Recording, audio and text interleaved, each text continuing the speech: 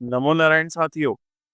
आप सभी खुश रहें, स्वस्थ रहें, यही हमारी शुभकामनाएं हैं। आज बात होगी प्रॉपर्टी रिलेटेड टॉपिक पर। अगर आप चाहते हैं कि एक नहीं, दो नहीं, बल्कि मल्टीपल प्रॉपर्टीज हो आपके नाम पर, तो चौथा भाव आपको देखना ही पड़ेगा। ये घर सिर्फ माँ का सुकून का नहीं, ये आपकी लाइफ के सबसे बड़े एसेट्स का बेस है। आइए जानते हैं चौथे भाव और उसके कुछ शास्त्रोक्त उपाय जो आपकी प्रॉपर्टी के योग को खोल सकते हैं।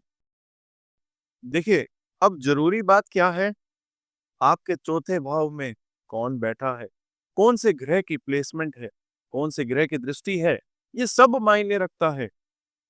अगर यहाँ पर मंगल, शुक्र या देवगुरु बृहस्पति जैसे ग्रह मजबूत होकर बैठे हैं या इस भाव से शुभ दृष्टि बन रही है, तो आप बिल्कुल मानकर चलिएगा कि आपकी जिंदगी में एक नहीं, कई संपत्तियां बनाने का योग है। खासकर मंगल, ये भूमि का कारक है। अगर वो चौथे भाव में देख रहे हैं या वहां बैठे हैं, तो साथ ही मजबूत भी हैं, तो जमीन जायदाद से आपको बहुत गहरा कनेक्शन बनाकर दिखाएंगे। और अगर इस भाव का स्वामी भी मजबूत हो, तो आपके लग्न या कर्म भाव से संबंध बना रहा हो, तो आप चाहे किसी भी परिस्थिति में जन्म ले लें, आपकी मेहनत, आपका भाग्य, दोनों मिलकर आपको मल्टीपल प्रॉपर्टीज जरूर देंगे। बस शर्त है एक, वो क्या है कि आप अपनी कुंडली के चौथे भाव को समझें, उसकी शक्ति को पहचानें, क्योंकि यही से आपका घर बसता है और यहीं से संपत्ति पलती है। देखिए, चौथा भाव असल में है चंद्रमा का अपना पक्का घर। काल पुरुष कुंडली में ये वही जगह है जहां 4 नंबर लिखा होता है। वृषभ राशि, जो कि चंद्रमा की उच्च राशि मानी जाती है।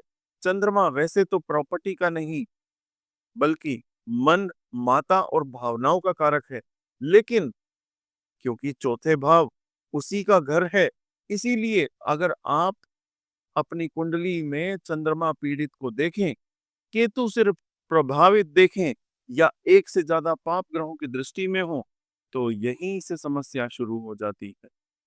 फिर आपको चाहे मेहनत करनी हो, पैसा कमाना हो, जोड़ना हो, लेकिन प्रॉपर्टी बनते बनते कहीं ना कहीं अड़चन आ ही जाती है।